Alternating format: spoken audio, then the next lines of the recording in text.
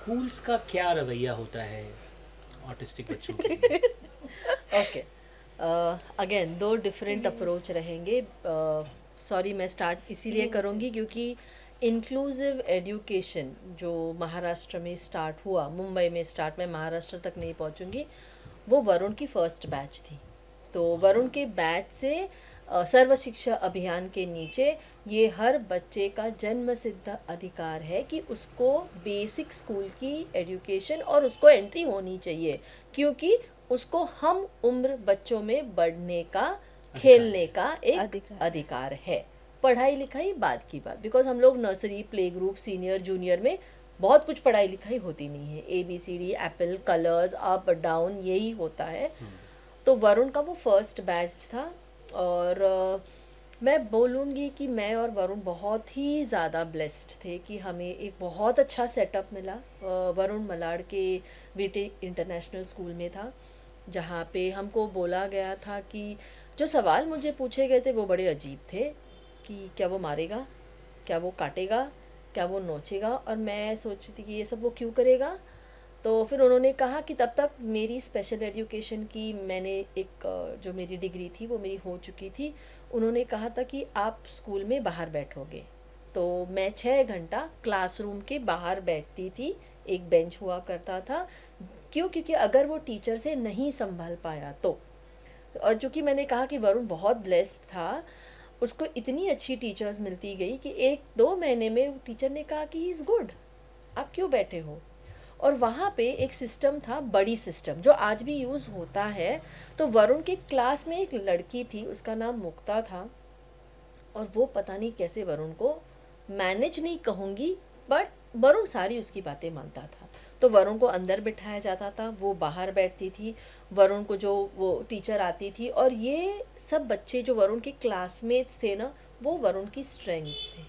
आज अगर वरुण पूरा एजुकेशन कर पाया है तो उसमें टीचर्स, थेरेपिस्ट, वो सब ने तो काम किया, पर वो जो बच्चे थे ना उसके साथ, हर बार मैं जब बोलती हूँ मुझे बड़े रोंगटे आते हैं, वो उसकी शक्ति थी।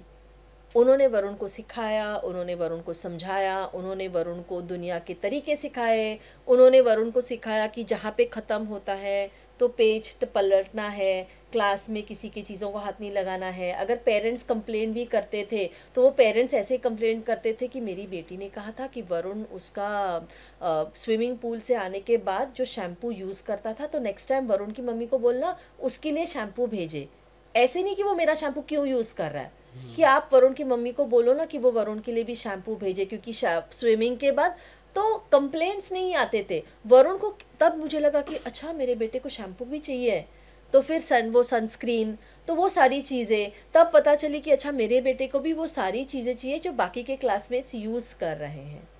उसी क्लास में वो पढ़ा लिखा, उसी स्कूल में वो कम्युनिकेशन बोर्ड का इस्तेमाल करके वो फर्स्ट से सेकंड, थर्ड, फोर्थ में जाने के बाद उसको और एक बेहतर टीचर मिले, जिन्होंने उसकी ज़िंदगी से वो बोर्ड ही हटा दिया और उसको हम जैसे लिखते हैं वैसे पेपर लिखाया, और वरुण ने वो भी कर लिया।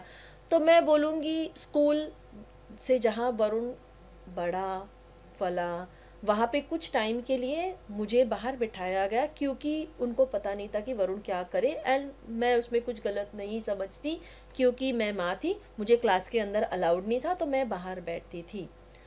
आज का सिनेरियो बहुत अलग है, क्योंकि मैं इस फील्ड में काम भी करती हूँ।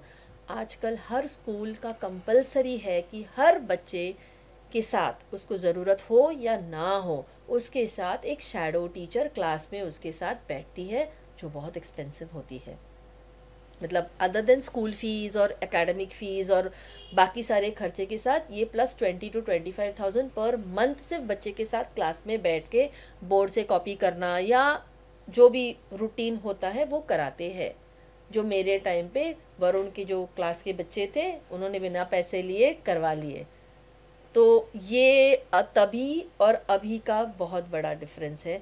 उसमें गलतियाँ कुछ पेरेंट्स की भी है, गलतियाँ कुछ थेरेपिस्ट की भी है, गलतियाँ कुछ स्कूल की भी है, क्योंकि आज कोई स्कूल रिस्पॉन्सिबिलिटी नहीं लेना चाहता। और क्यों नहीं लेना चाहता, वो सवाल पूछना गलत है या सही है, ये नहीं मैं जानती। एज अ पेरेंट, जब आप एक न्यूरोटिपिकल बच्चे की रिस्पॉन्सिबिलिटी लेते हो तो एक ऑटिस्टिक बच्चे की भी रिस्पॉन्सिबिलिटी लेनी चाहिए। हाँ, अगर कुछ अड़चने हैं तो जैसे हमारे टाइम पे जो भी क्लास में डिफ़िकल्टीज आती थी, ऐसे नहीं कि बहुत आसान था, बहुत डिफ़िकल्टीज आती थी। वरुण को दीवार पे पिक्चर्स चिपकाए जाते थे कि आपको ये नहीं करना है, दूसरों के पेंसिल्स नहीं लेने हैं, दूसरों के रिबन्स को नहीं छूना है, दूसरे बच्चे को नहीं छूना है, ये सारे पीछे उसके लिए एक पिक्चर बुक होता था। और ये सारा टीचर, थेरेपिस्ट और मैं, ये हम तीनों का मिलके एक टीम एफर्ट होता था। पर अभी बहुत चैलेंजेस है। एक, बिकॉज बच्चे बढ़ गए हैं, स्कूल्स को चाहिए कि ये सारा सब कुछ कौन करेगा, स्पेशल एजुकेटर्स बहुत महंगे हो गए हैं, स्कूल के पास जगह नहीं है, स्कूल के पास पैसे नहीं है, आई थिंक, और अविश्री और भी सारे बिकॉज वो फिलहाल उससे गुजर रही है। हाँ, मैं जा चुकी हूँ। तो मेरा टाइम वॉज स्ट्रगल था, क्योंकि वो था ना कि हमको ये फैसिलिटी बरकरार रखनी है। सर्व शिक्षा अभियान के नीचे जो बच्चों को अधिकार मिल रहा है, जो रेगुलर स्कूल का जो एनवायरनमेंट मिल रहा है, वो मिलना चाहिए। क्योंकि वरुण ने स्कूल से बहुत कुछ सीखा, न्यूज़पेपर पढ़ना, आज भी वरुण की सुबह न्यूज़पेपर, बिकॉज वो सारे स्कूल से उसको मिला। उसको वरुण बहुत अच्छा गाना गाता है, वो भी मुझे पता चला जब वो स्कूल में उसने अपने आप से कंपटीशन में पार्ट ले लिया था।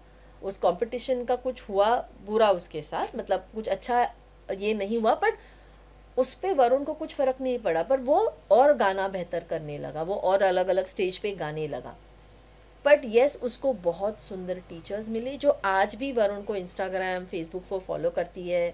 अभी भी वरुण के जहाँ पे स्टॉल्स आते हैं, लगते हैं, 7th स्टैंडर्ड 8th स्टैंडर्ड की टीचर्स वो स्टॉल्स पे आते हैं कुकीज़ लेने, वरुण से व्हाट्सएप पे चैट करते हैं, फेसबुक इंस्टाग्राम पे फॉलो करते हैं, और मुझे मैसेजेस भेजेंगे कि बड़ा अच्छा लगता है जब हमारा स्टूडेंट ये सब करता है।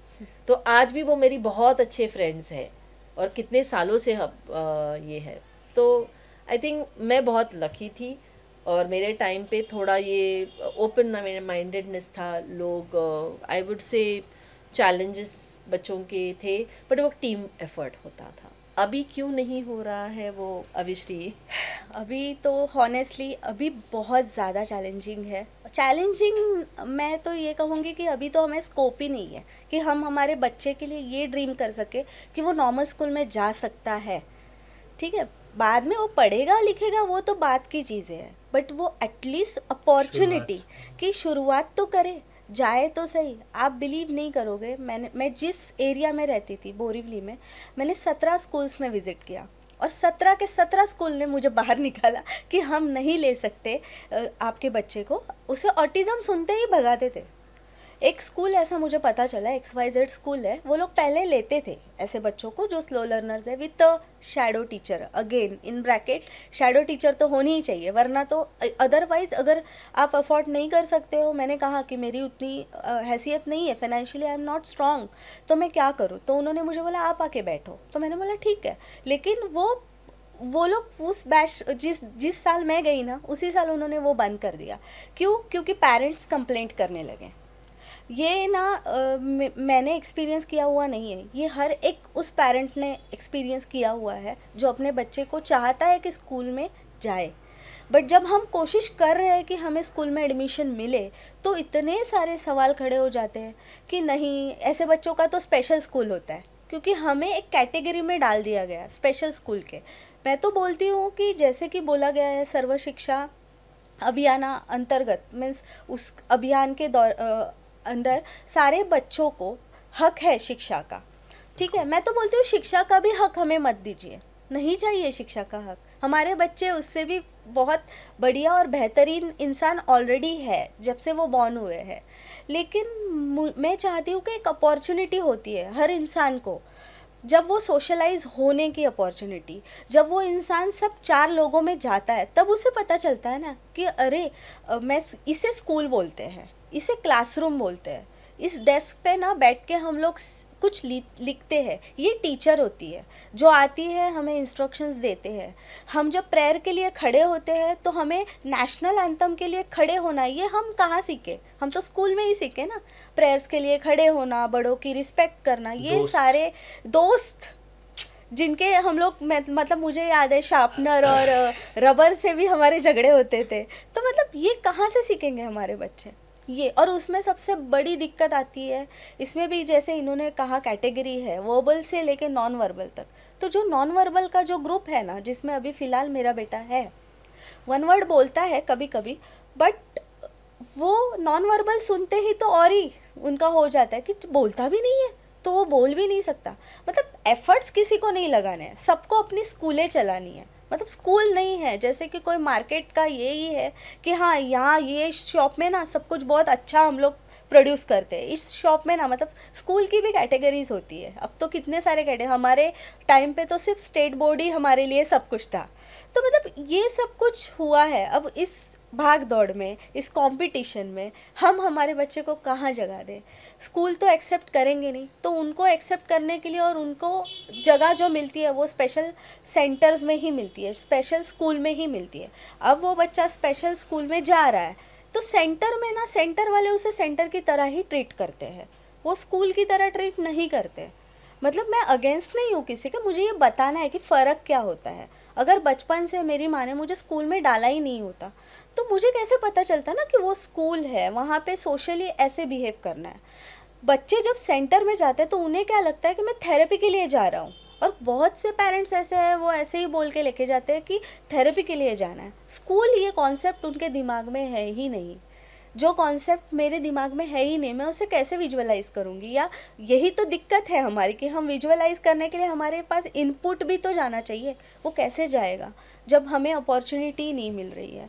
तो आजकल की मतलब आजकल की जो जनरेशन जो चल रही है ना, वो बहुत कंपटीशन के लेवल पे चल रही है। तो उसमें अगर हमारे बच्चे जाके बोले कि हमें स्कूल में एडमिशन दो, जगह दो, तो नहीं मिलती। आप मैं ये सबको मीन्स हर एक को चैलेंज करती हूँ कि कोई स्कूल ऐसा नहीं होगा जहाँ पे एक ऑटिस्टिक नॉन वर्बल बच्चा पढ़ रहा है अच्छे से। आज के डेट में कोई ऐसा स्कूल नहीं है। सीधा बोल देते हैं कि स्पेशल स्कूल में चले जाओ। और स्पेशल स्कूल में होता ये है कि हमारे बच्चे उनके ही जैसे बिहेव करने वाले, उनके ही तरह थोड़े बहुत प्रॉब्लम होने वाले बच्चों को ही देख रहे हैं। तो आपको ऐसे नहीं लगता कि उनको ऑब्जर्व करके वो भी, मतलब वो, मैं ऐसे नहीं बोल रही हूँ कि उनको देख के उनकी प्रॉब्लम बढ़ रही है। मैं ये बोल रही हूँ कि क्यों नहीं हम उन्हें नॉर्मल, हमारे दुनिया में हम उन्हें क्यों नहीं जगह दे सकते, क्यों नहीं हम उन्हें ट्रीट कर सकते नॉर्मल बच्चों की तरह, सो दैट वो देखे।